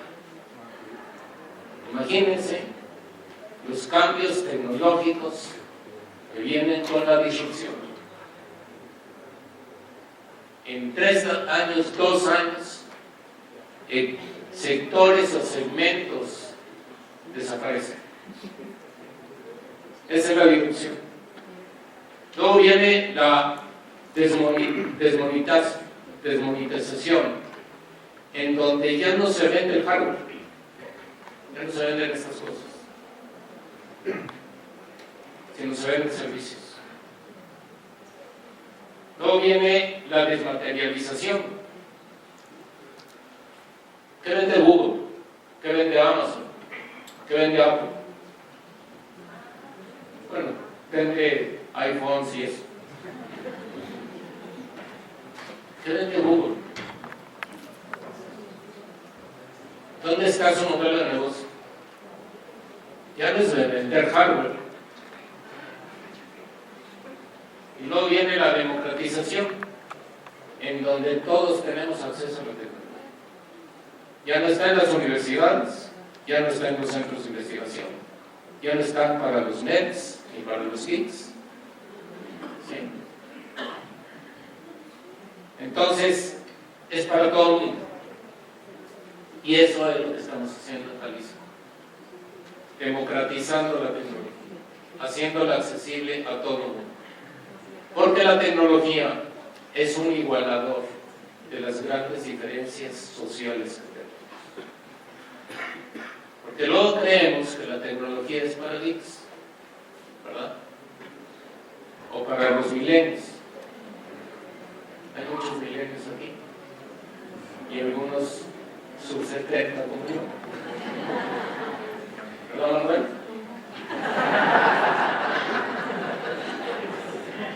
Pero pensamos jóvenes, ¿no es cierto? Entonces esto es lo que está pasando. Futuro del empleo, como lo conocemos ahorita, no va a existir. Estamos acostumbrados a graduarnos y a trabajar para una empresa. Eso va a cambiar. 53% de los trabajos de hoy no van a existir en 10 años. El 70% de los empleados creen que necesitan mayor talento en el futuro. Más de 1 millón de empleos se van a perder en México en los próximos 4 o 5 años. ¿Qué vamos a enseñar en las universidades? ¿Qué tecnologías vamos a enseñar a las universidades? Para generar, cuando menos, 300,000 empleos. Pero ya no en el aspecto tradicional. Las carreras van a dejar de existir. Las carreras tradicionales como ingeniería civil, ingeniería mecánica, mecánica eléctrica, ya van a carecer de sentido. Medicina. Pues en lugar de medicina es biotecnología. ¿Sí? Ingeniería química. Ya no se estudia ingeniería. Yo enseñé físico-química por 18 años. Imagínense, y llenaba 3 pizarrones. ¿Sí? Entonces iba a borrar el primer pizarrón y mis alumnos me dicen, no le borren a esto. No he terminado de copiar. Yo era de GIS y de pizarrón. Imagínense cómo voy a enseñar físico-química hoy. De una manera totalmente diferente.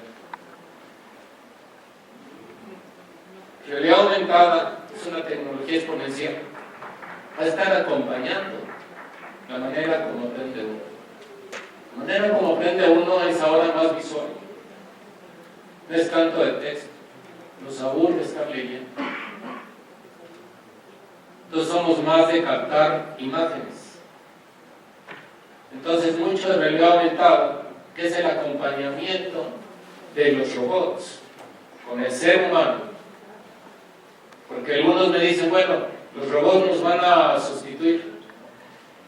Van a sustituir 35% de los empleos que se tienen actualmente y que son repetitivos. Los mover-papeles.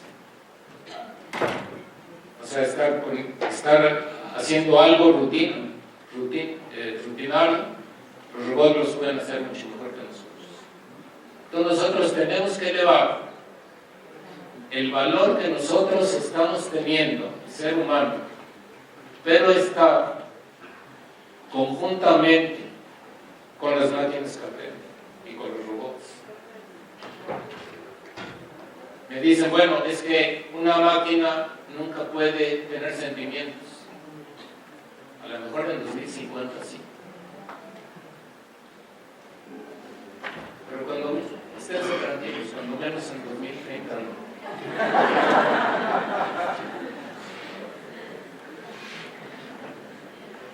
No los quiero asustar, pero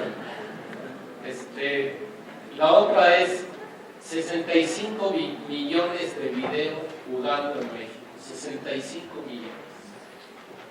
Imagínense utilizar los videojuegos para enseñanza. Y ya lo está haciendo Finlandia, y ya lo está haciendo Dinamarca, y ya lo está haciendo Suecia. La manera como aprenden en Finlandia, número 1 en la educación, en el mundo, es a través de videojuegos. O sea, todos los chavos y nosotros también, no sé cuántos juegan videojuegos aquí, pero es la manera como experimentamos. Ya no jugar tantos videos de guerras, ¿no? Y matarnos unos con los otros, sino cómo utilizar videojuegos para la educación. 20% de los adolescentes abandonan la escuela, 5.6 millones de jóvenes entre 16 y 24 años están desconectados. Van a la escuela porque sus padres los obligan, pero están aburridos en la escuela, no están aprendiendo, están memorizando y están pasando materias y graduándose de primaria, secundaria, preparatoria con el esquema educativo que tenemos, pero están aburridos. 60% de los estudiantes de preparatoria no se conectan a la escuela.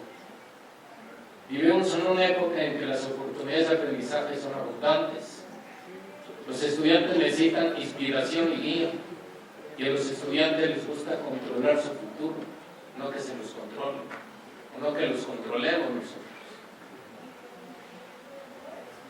El futuro presenta la educación, los estudiantes, dejemos que cuando menos el 20%, hablábamos de educación presencial y virtual, y el blended, que decían mis antecesores, bueno, cuando menos para ir en este tránsito, dejemos que el 20% del tiempo de los estudiantes estén libres.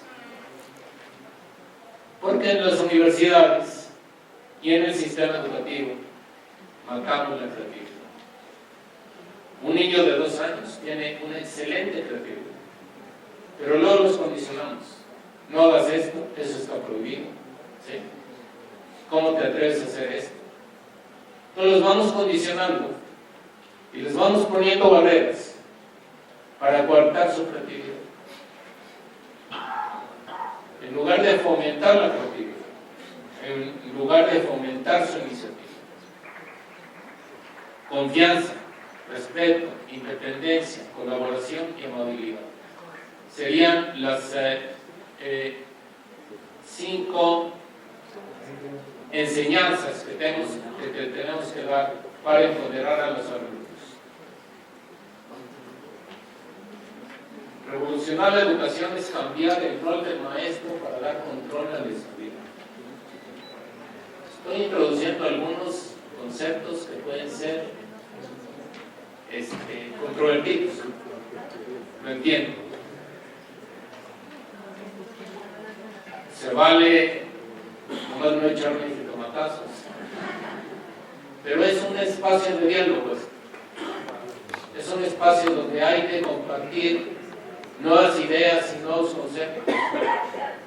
Yo no soy el dueño, la verdad, ni mucho menos, sino tenemos que hacer algo diferente que estamos instrumentalizando.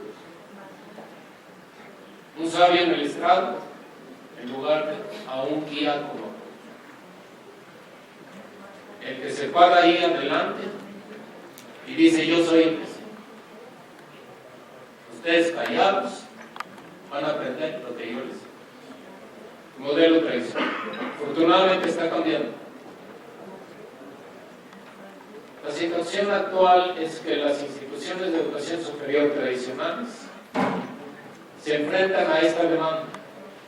Perfil de acuerdo a las necesidades de la región, aumentar cobertura, aumentar calidad y aumentar pertinencia. ¿Cuál es el problema?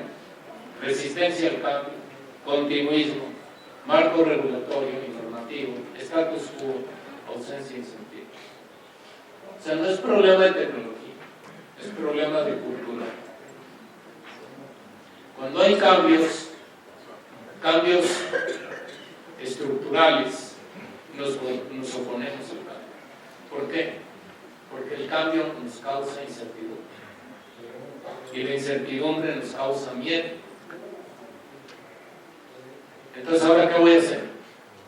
Si soy profesor, ¿ahora qué voy a hacer? ¿Qué voy a enseñar? Pues le tengo miedo al cambio. Y si le tengo miedo, voy a resistir. Entonces, sí, efectivamente, cuando hacemos este tipo de cambios, hay detractores y opositores. Pero tenemos que seguir adelante. Tenemos que aprender unos de los otros. Tenemos que dialogar. Tenemos que ponernos de acuerdo.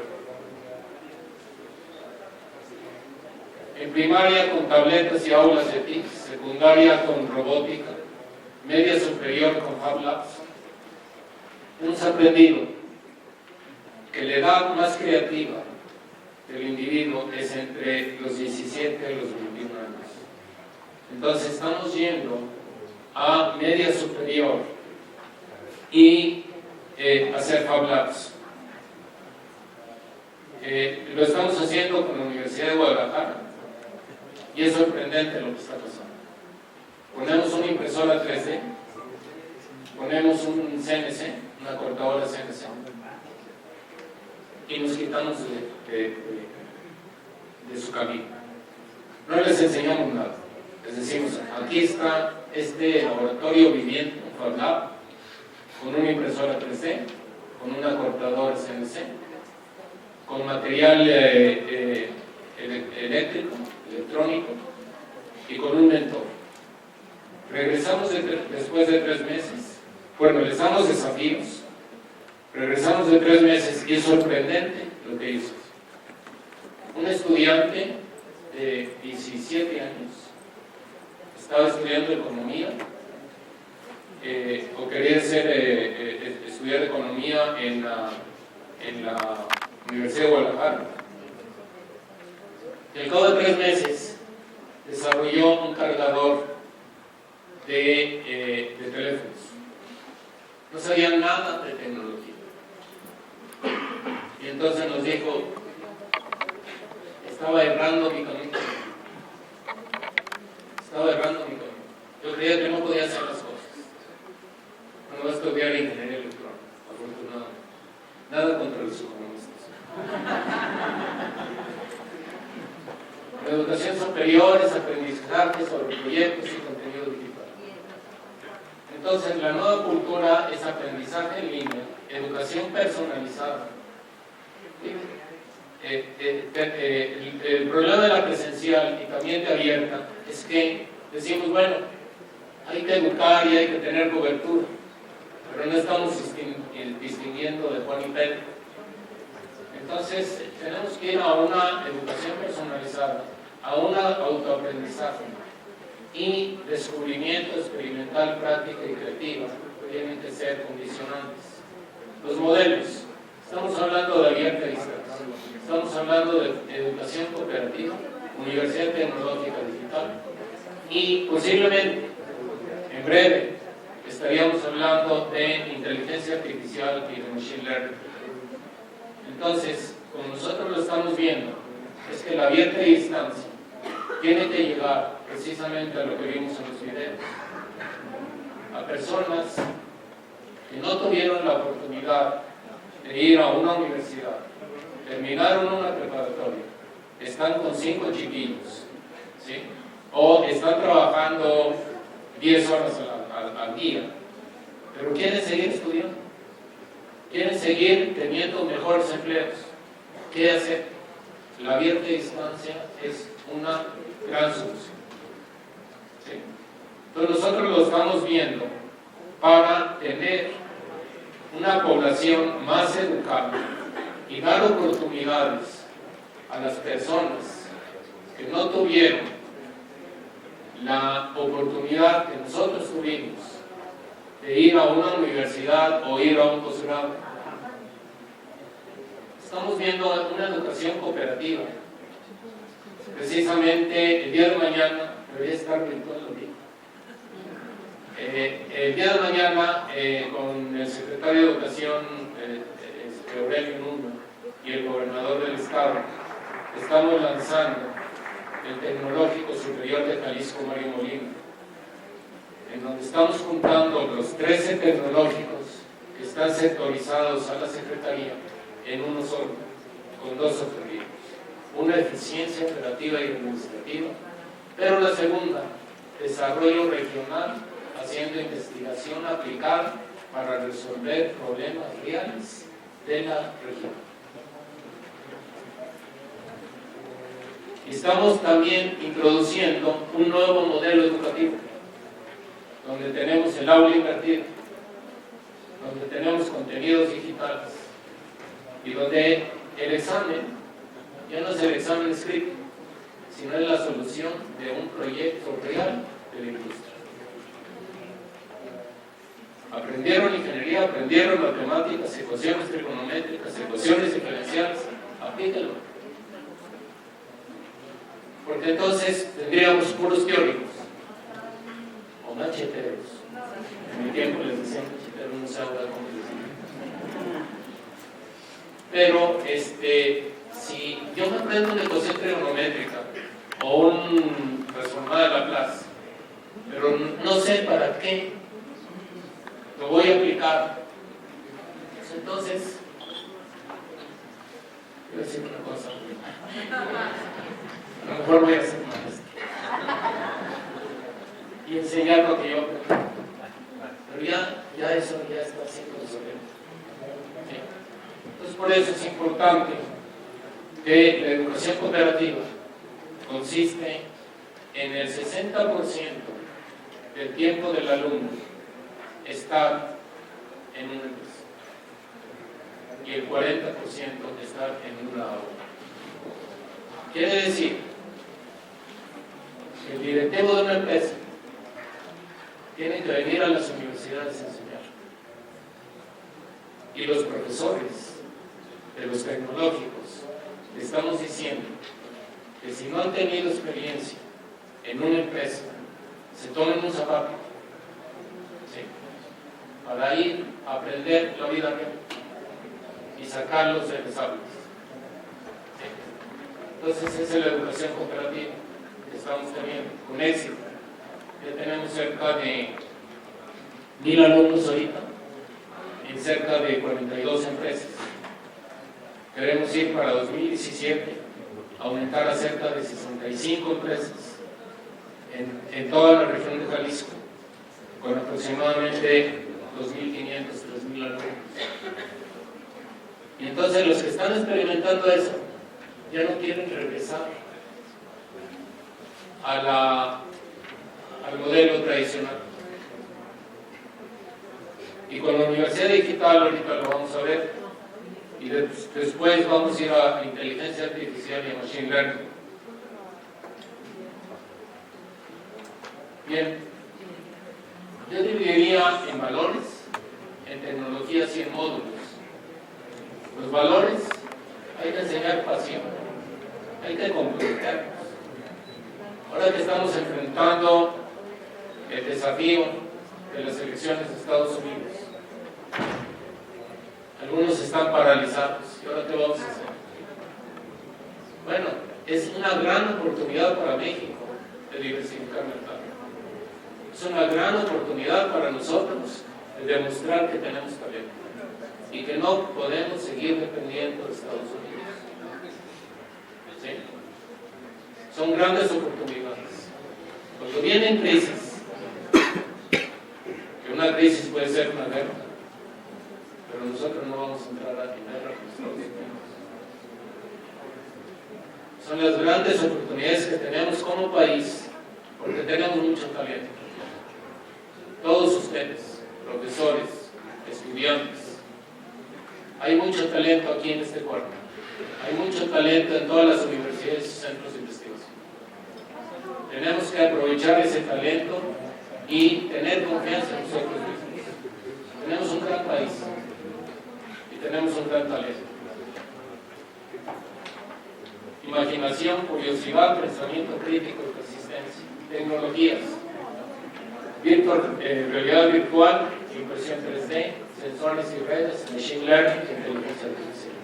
Estas son las tecnologías que estamos introduciendo en los tecnológicos para que los profesores y los alumnos estén familiarizados y usen estas tecnologías en su enseñanza y en su aprendizaje. Los módulos son storytelling, pasión, persistencia, exposición, empatía, dilemas morales y éticos. Los autos sin conductor. Bueno, Uber, Airbnb, tienen un gran desafío de cómo los valores se pueden trastocar. Yo voy a terminar.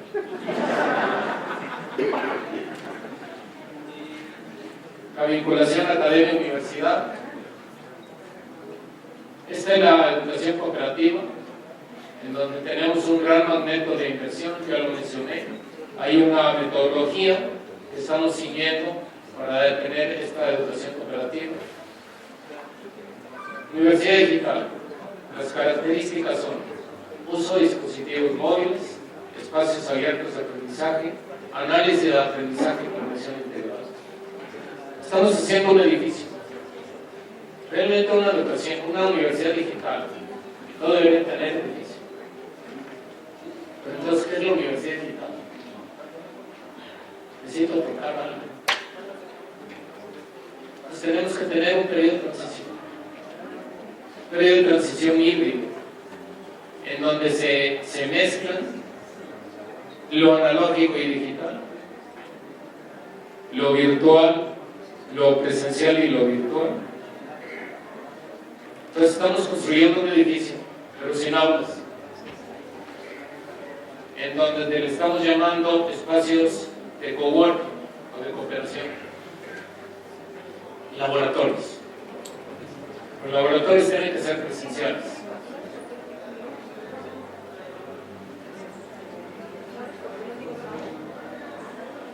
Contenidos digitales, personalizado, flexible, escalable, aula invertida, mentores y tutores, certificación especializada, espacios comunes.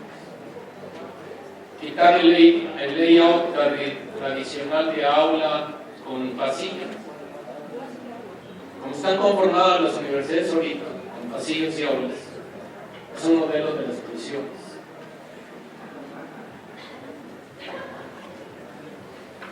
No quiere decir que los alumnos están encarcelados. Pero entonces estamos cambiando el layout a un layout en donde las aulas están aquí y hay un área de trabajo colectivo. Finalmente tenemos un Consejo Estatal de Educación Superior abierta a distancia con estos propósitos: demanda de educación superior, una igualdad de oportunidades, como yo lo había mencionado, desarrollo de programas, aprovechar infraestructura y vincular los pueblos. Precisamente necesitamos la educación superior abierta a distancia, pero también los conceptos de abierta a distancia están un poco etéreos, porque todo es abierto y todo es distancia, todo es a distancia. Entonces, a lo mejor, no sé, modificar el título. Sé que es difícil. Pues todo está bien. La universidad digital está bien. La universidad digital no tiene límites, no tiene fronteras, no tiene países. ¿Sí? Lo mismo con la educación cooperativa y toda esa distancia. Entonces, aseguramiento, calidad, flexible, escalable, siglo XXI, protocolo. Pues esto es lo que quería compartir con ustedes. Muchas gracias.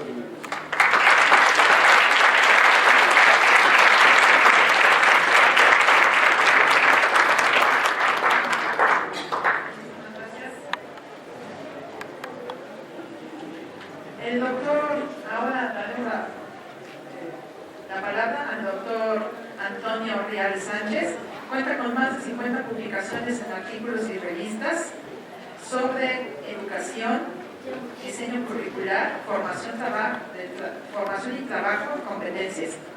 Director de distintos másteres, ahora coordinador también del máster en procesos de formación que se imparte en el Departamento de Didáctica y Organización Escolar de la Universidad de Santiago de Compostela, y ha impartido más de 100 cursos en formación de formadores para profesores de formación para el trabajo.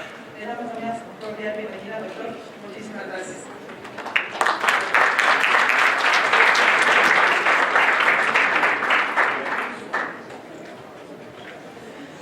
Buenos días, o tardes, no sé cómo dicen aquí, pero bueno. Bien, en primer lugar quiero dar las gracias al señor rector, a Susana y a Elsa por haberme traído aquí. Yo me siento en México como en mi casa y siempre estoy muy contento de estar con ustedes por muchas razones.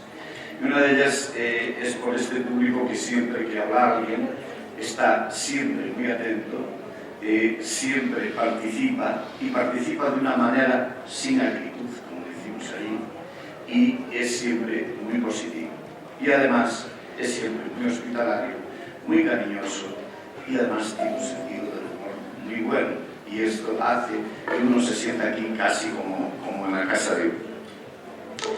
Bien, quiero saludar también al profesor García Etio y al profesor José Duarte, perdón, que no pronuncio bien el catalán, pero en fin, no los conozco personalmente, pero sí sé de sus trabajos y de su amplia trayectoria. Soy también, como decía el profesor Jaime Reyes,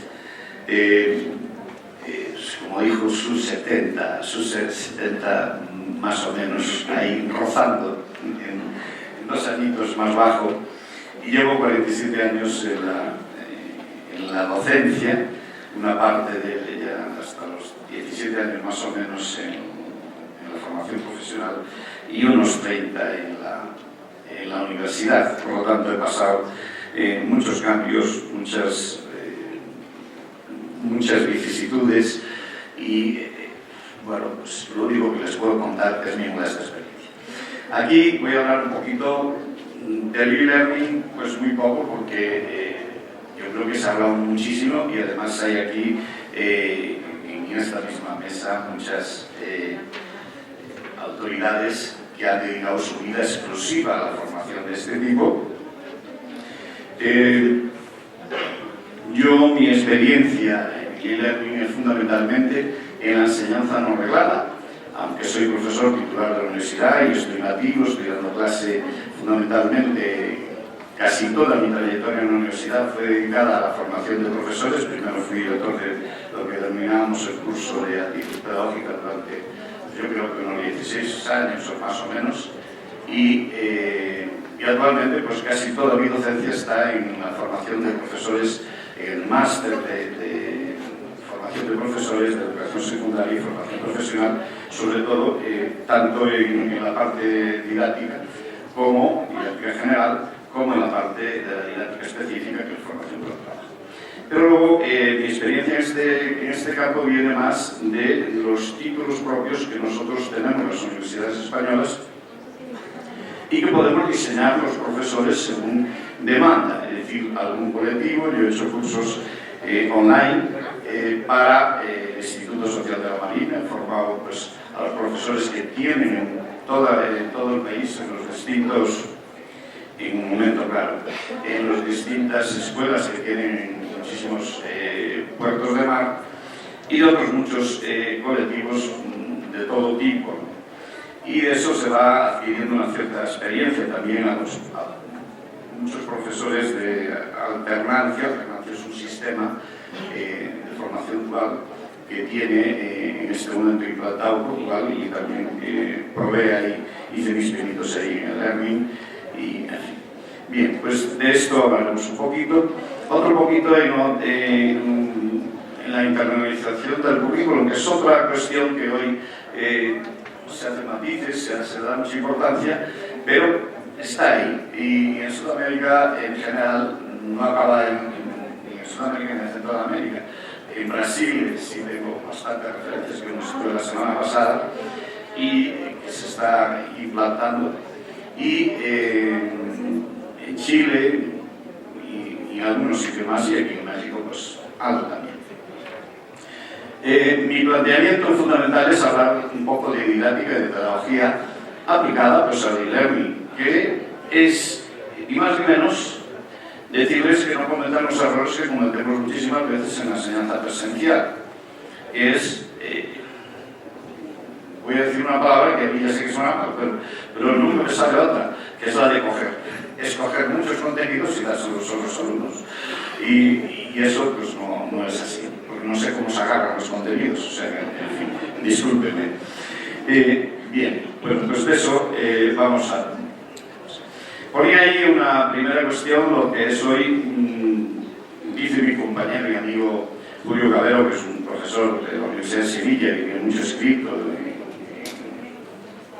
en lo que es e-learning, dice que vino para quedarse. Yo no solamente afirmo eso, sino que creo que es el futuro. Como estoy ya en ese tramo de la escalera que uno va bajando, pues probablemente yo no vea exclusivamente esa generalización total. Yo ya no creo en las universidades exclusivamente presenciales. Entonces, creo en pequeñitos cambios. Nosotros, el gran cambio que yo observo en estos años todos, tanto en la universidad como en la docencia, el proceso de Bolonia ha sido, pues, el cambio más paradigmático, el cambio que ha cambiado la metodología sin enterarnos y probablemente no lo estamos haciendo muy bien, pero sí realmente nuestra forma de actuación, nuestra actuación didáctica ha cambiado radicalmente. Ya damos unas clases expositivas, pero por cada clase expositiva damos una interactiva, etc. Y eso nos hace pues, manejar nuevas herramientas. Hemos tenido un cambio radical. La plataforma está ahí y es un sistema de control increíble, o sea, nadie lo podría imaginar. Y para los alumnos, aunque sea un almacén, como casi la mayoría lo utiliza, ponerle a ellos sus contenidos, sus diapositivas, pero eso significa un avance. Espero que el avance sea mucho más bueno. Bien, como dije que ya no iba a hablar de e-learning, pues además la moderadora me ha dicho que en poquito tiempo voy a hablar de la integralidad del currículum, ¿no? Porque quiero hablar del sistema de competencias. Yo no lo puedo cuestionar, sé que hay detractores de él, el mismo ponente lo decía, pero a veces, pues, en fin, yo no me meto en esas discusiones, pero las vivo y digo, bueno, esto es lo que funciona. El profesor Jaime Reyes acaba de corroborar, además, la mayor parte de las cosas que yo les iba a decir respecto de que no es solo el learning, sino que desde Internet ha sido la piedra angular de nuestra civilización y ha trastocado todo. Yo tengo formaciones de técnicas y si hoy vemos, por ejemplo, cómo se hace un motor de un coche, las piezas del motor de un coche, y nos retraemos a cómo se hacían en el año 60 y vemos esas máquinas de control numérico que él citó, eso es otro mundo, es algo que en fin, no podemos, no alcanzamos a verlo, solamente lo alcanzan a ver los que han vivido con eso, porque eso es lo que estaba ahí, pero para nosotros eso es el mundo cambiante, ¿no? Y eso lleva pues, a otros razonamientos como el último que acaba él de reflejar de los robots. Yo todo he dedicado, aparte de estas funciones en lo público, en mi trabajo central, a hacer muchísimos diseños curriculares, muchísima formación para las empresas, me he dedicado y dedico. Hoy es impensable la cantidad de puestos de trabajo que desaparecen constantemente. Él citaba los robots en España, estos días ya leímos en los periódicos algo de que hay que pensar en ponerle el IRPF, y el IRPF es el impuesto al rendimiento del trabajo personal que tenemos todos y que andamos entre el 27, 28, 30%, y de ahí para arriba los salarios pues pueden andar por ahí. Pues al robot habrá que ponérselo porque el robot está destruyendo totalmente el trabajo. Y entonces tendremos que razonar cómo repartimos su trabajo. Y en fin, habrá que tener.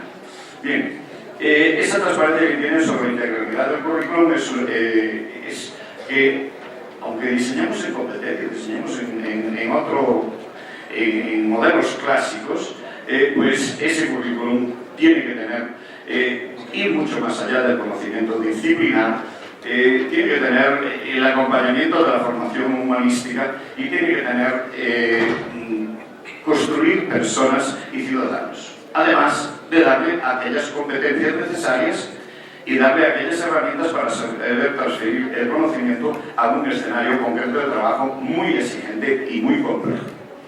Y esta es la cuestión. Bien. ¿Cómo debería entenderse la internalización universitaria? Pues como un proceso dinámico de actividades, una respuesta alternativa a las demandas de la sociedad actual, incluye dimensiones interculturales, estrategias de carácter transversal, relación con la globalización, etc. Eso lo tenemos ahí, no podemos obviarlo. Es decir, tenemos que trabajar con él y tenemos que preparar los currículos. Y ahí tenemos el learning, esa herramienta tan potente que permite que hoy podamos estar hablando aquí, podemos estar hablando con Barcelona, podemos estar hablando con cualquier parte del mundo y discrepar y discutir y construir nuevos conocimientos si queremos o tratar otros temas de otro. Por lo tanto, es una cuestión que no se discute y cada vez los perfiles profesionales de los formadores irán un poco por esa internacionalización y necesitados de una serie de competencias nuevas sobre todo de digitales. Bien, ¿qué razones? Pues hay políticas, económicas, académicas, culturales y sociales, etc. ¿Y cómo internacionalizar el currículum? Pues aquí nace el primer concepto y el concepto que yo defiendo. El planteamiento del espacio europeo de la educación superior, desde un primer momento, y a través del proyecto Turing, dijo las carreras del alto nivel de cualificación, las carreras universitarias, serán referidas a perfiles profesionales existentes en el mercado de trabajo y serán diseñadas en base a las competencias que esos perfiles demandan. Y eso tiene que ser así. Lo acaba de decir también el profesor.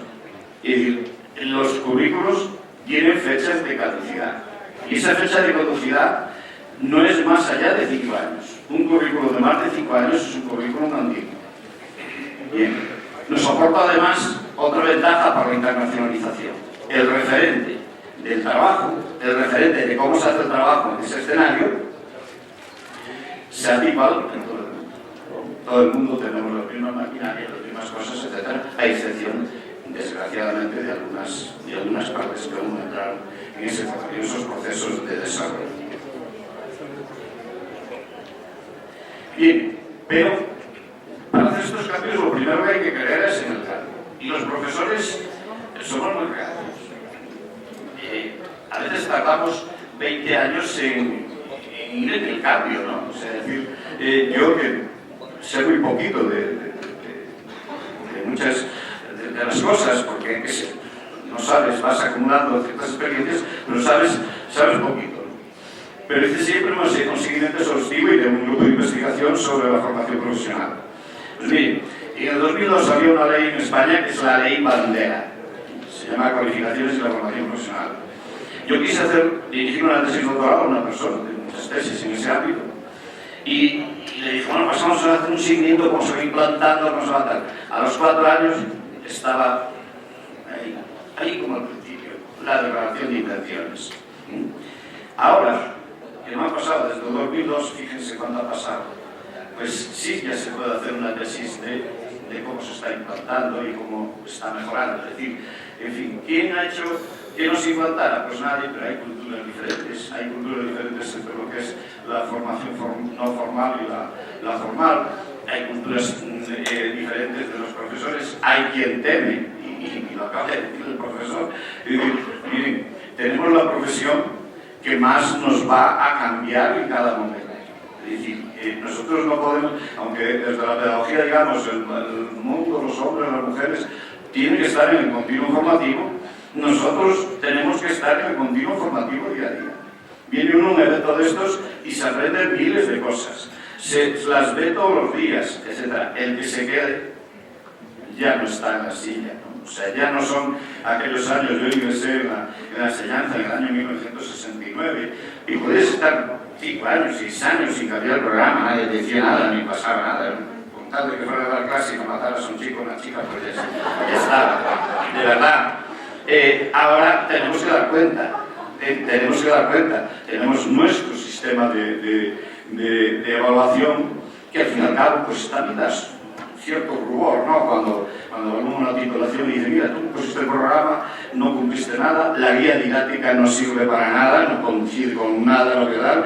Los chicos cuando los entrevistaban nos dijeron que, bueno, que eso está ahí puesto, en fin, etcétera, etcétera. Pues bien, los cambios hay que creer en ellos y tenemos que ser capaces de afrontarlos, tenemos que tener el apoyo institucional, tenemos que disponer de medios y recursos. Pero pues hay una frase en lloriqueo de los profesores, o sea, lo primero ¿a qué le llamo lloriqueo de los profesores? Cuando vas a dar un curso, y he dado muchísimos cuando se implantó en nuestro país la ley de 1990, la LOSE, tengo más de 60 y creo que 64, 65 centros en los que estuve con ellos trabajando en proyecto educativo, y luego hubo que recortarla. Ahora digo, la LOSE es la ley del 2050. ¿Por qué? Porque tenía elementos, convertía las materias en áreas, convertía introducía la tecnología como cultura, tenía la optatividad, introducía las adaptaciones curriculares para las personas con discapacidad o con otras capacidades, etcétera, etcétera. Y eso pues no se cumplió. Pero, en fin, y el lloriqueo, porque es que no tenemos medios, no tenemos, etcétera. Lo que no tenemos a veces es imaginación y ganas. Teniendo imaginación y ganas, cambiamos cualquier cosa. Porque el medio que no tenemos en nuestro contexto lo tenemos al lado, lo tenemos en la fábrica, lo tenemos en la institución otra, lo tenemos en los colegas, y ya teniendo la red, lo tenemos en todo el mundo. Así que ese es mi planteamiento en este aspecto. ¿Por qué son tan importantes las competencias hoy en día? Pues yo no las justifico, pero cuando la OCDE pues crea y las estudia y las implanta, pues dice algo será.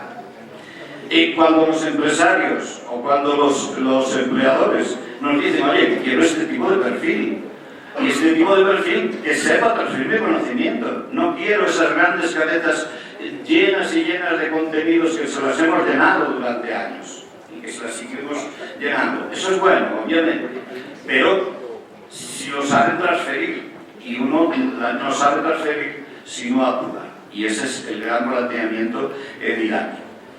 Entonces no las justifico, ¿no? Y tampoco las justifico en el término en tal como a veces los detractores de ellos las plantean. Es que eso se refiere al mundo del trabajo, al mundo práctico, a otro mundo. Los universitarios no trabajamos. Los niveles superiores no hacen trabajo, hacen otra cosa. No se sabe qué, y a lo mejor tiene razón. Pero es que quiero decir que no se puede sentir el sentido. Yo la primera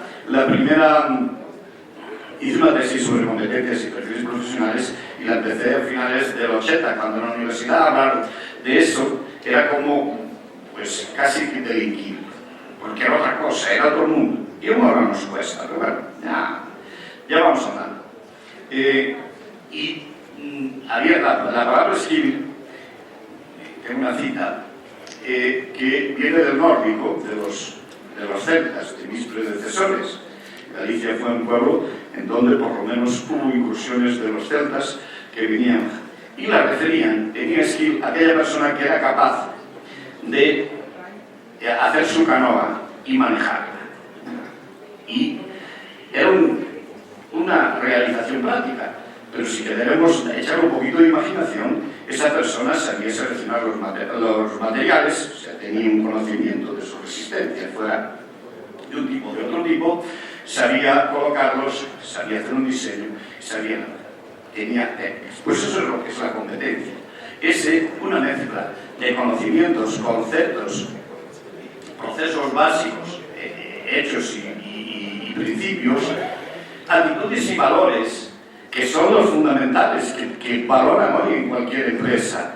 Que una persona tenga iniciativa, que una persona sepa resolver eventualidades, que una persona sea participativa, tenga cultura colaborativa, etcétera, etcétera.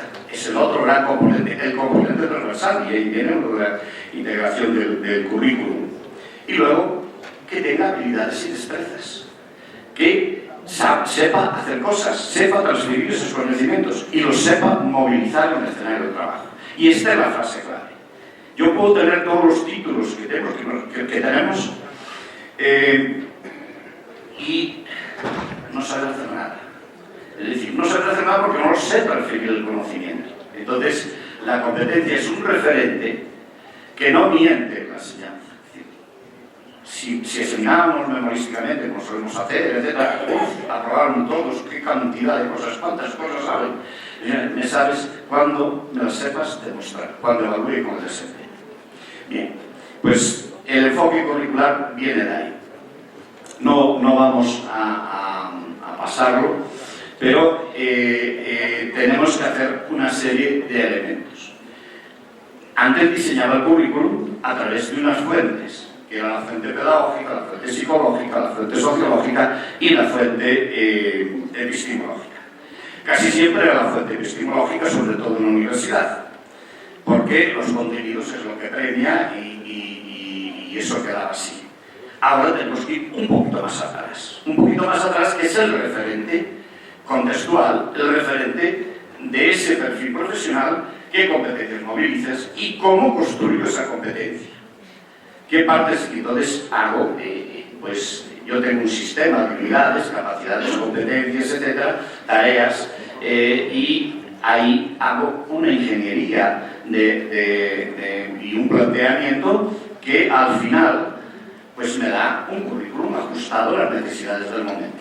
Y además le añado toda aquella transversalidad que tiene que tener. Pues esto es como hay que diseñar el currículum en cualquier enseñanza, tanto e-learning como presencial. Plan de estudios, currículum, interrelación, etc. Y sobre todo, entender que ese currículum se diseña para aprender. Y para aprender, se trata de diseñar currículum. ¿Ya? Claro, pues ya nada. Le sigo diciendo algo. Se trata de diseñar dos cositas. El perfil profesional y el itinerario formativo, ¿no? El itinerario formativo, y esto quiero hacer otro hincapié, me queda otra cosita, el centro educativo y la práctica en las empresas. No se puede hoy enseñar en fin, la enseñanza online tiene una ventaja grande, que son las simulaciones. Y eso, en fin, tiene herramientas. Bien, la otra cuestión, y por eso le pido, tenía aquí una serie de palabras claves que ellos ya sabían: aprender a hacer, aprender a ser, aprender a aprender, aprender a transferir, aprender a desaprender. Y esa es la que quiero decirles también. Es decir, hoy tenemos que aprender a desaprender, sobre todo los de mi edad. Pero los jóvenes también.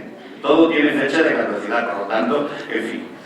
Y aprender a emprender, que es otro elemento clave de la sociedad actual. Bien, y ya prometo que tiene más.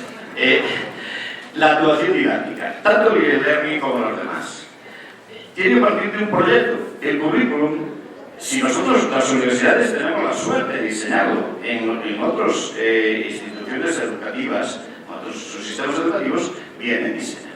Por lo tanto, pero viene diseñado por los institutos de cualificaciones, etcétera, que son expertos del trabajo, expertos de profesionales, no hay duda, y funcionan.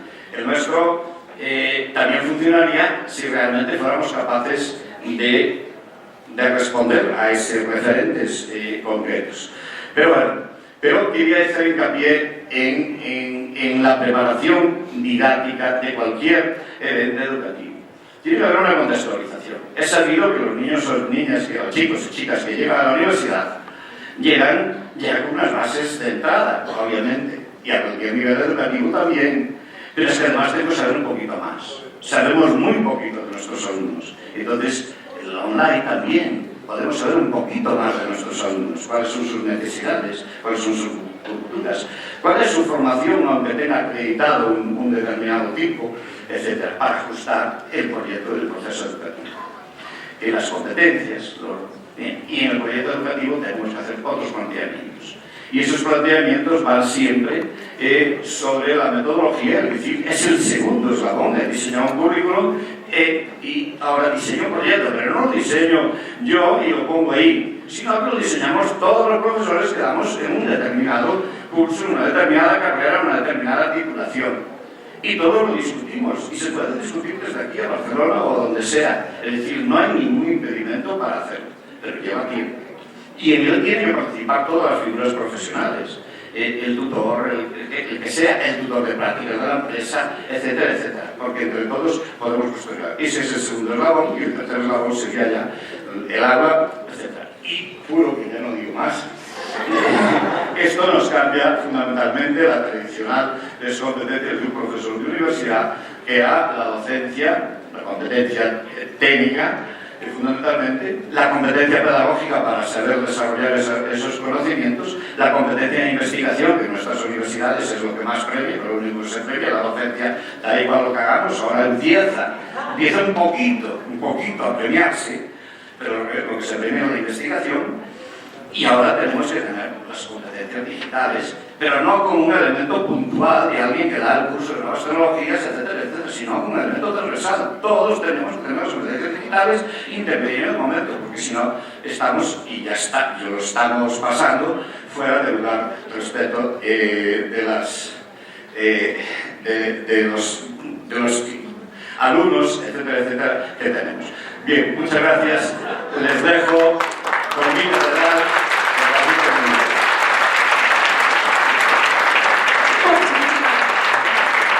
Muchísimas gracias, doctor.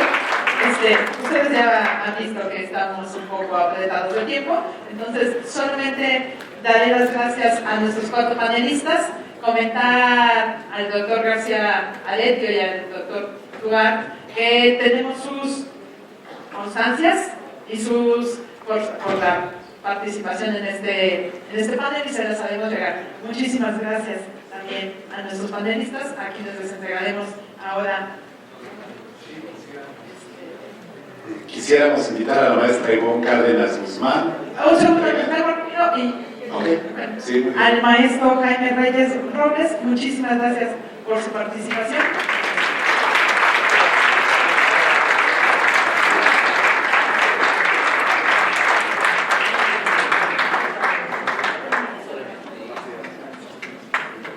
Y al doctor Antonio Rialza.